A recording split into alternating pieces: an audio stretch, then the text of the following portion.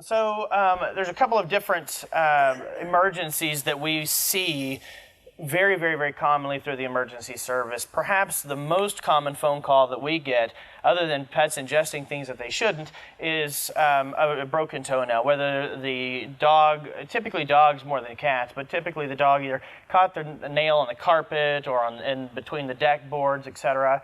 The other is whenever we're trimming the nails and they cut them a little bit too short. I'm horrible about that, and the cause of bleeding, and what do we do in that type of situation? This is one of those emergency types of situations that most of the time you can deal with at home.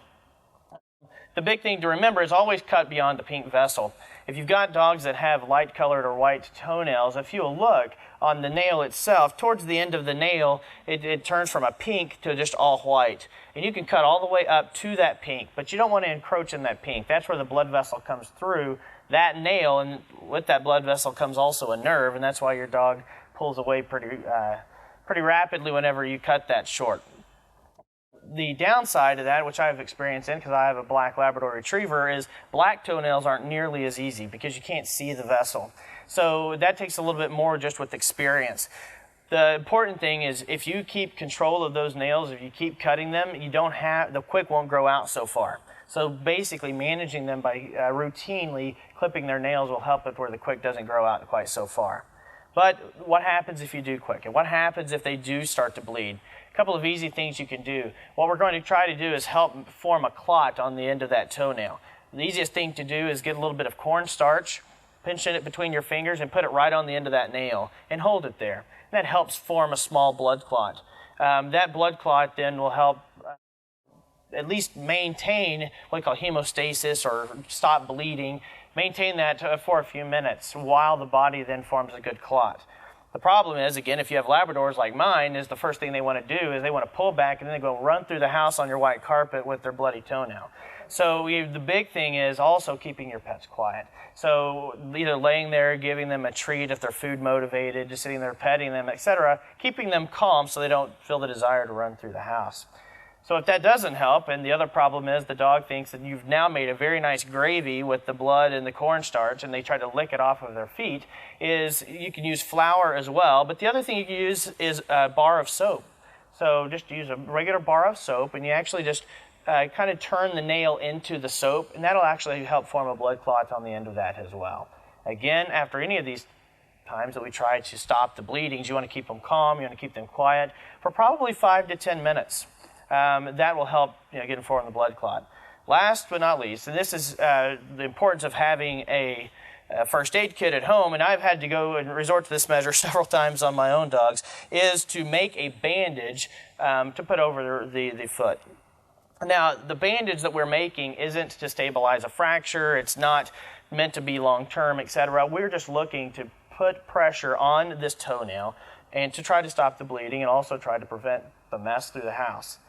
Even though there's a bandage on the foot, it's still very important that you don't let them run through the house, because the one thing that's going to make that clot come off the end of that toenail is trauma or motion. So the dog's running through the house, their nails pushing on the ground, even if they have a bandage over that nail, it's going to knock that blood clot off. So bandages are very easy to do in this type of situation. Again, it doesn't have to be a perfect bandage because it's not going to be on for long term. But a couple of things that are needed for a bandage.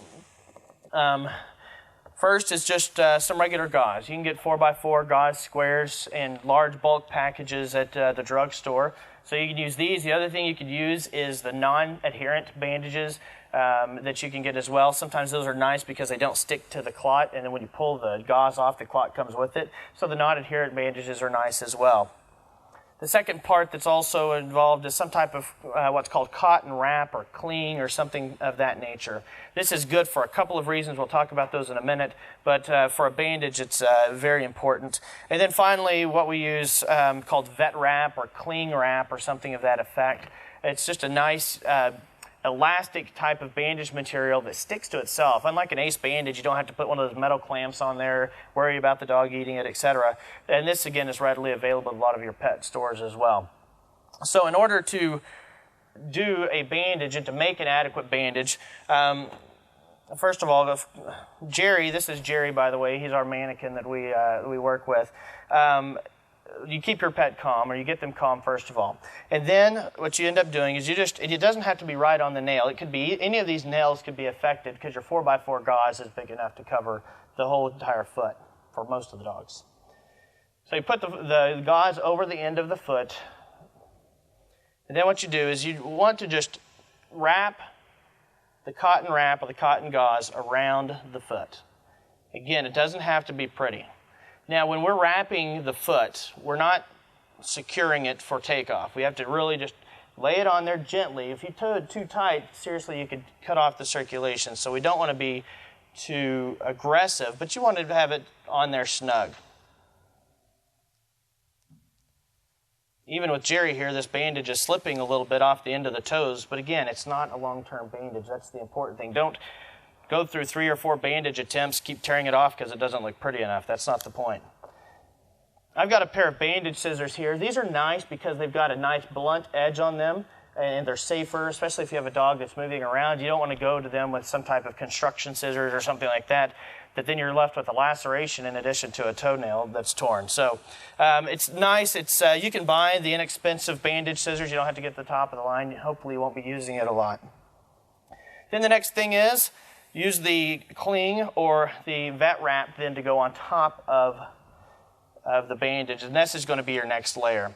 Now this vet wrap, it's important. This has a lot of elasticity like we talked about. So we can really stretch this out. What happens though, if you stretch it out and then apply the wrap, then once it's on the leg, it cinches down on the leg and really constricts the leg. So more or less, you just want to almost just lay this on top and then crimp it down with your hands. So I just put a fairly loose bandage on here.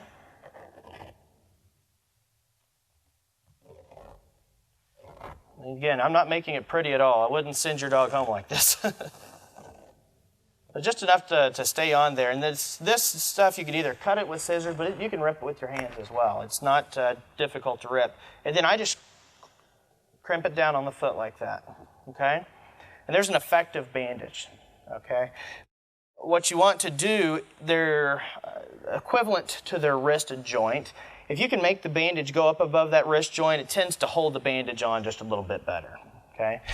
Some of you that might have working dogs or dogs that are outdoors a lot may have those little booties as well that can go on the feet. You could use those as well to go over the foot to protect the nail as well. But that's just a basic, simple bandage that we would use for any type of small wound or broken toenail. If there was a cut on the foot, you could do the same thing as well. But of course, you'd want to get medical attention for that as well. Applying ice to the nail, I've tried that before. In theory, a lot of people think that it works. It may work. I don't have very good success with it. What happens is it just makes a big watery mess typically whenever I do it. And it doesn't stop the bleeding that well. But that is something that you could try, especially if you don't have the cornstarch or the flour. Contact your veterinarian. Occasionally that is needed. Some breeds are predisposed to certain clotting abnormalities. The one that we think of the most is like a Doberman or something that has a clotting abnormality. So if they just will not stop bleeding, then sometimes we actually do either need to cauterize that vessel, or we can put a bandage on it or do something else to try to help stop the bleeding.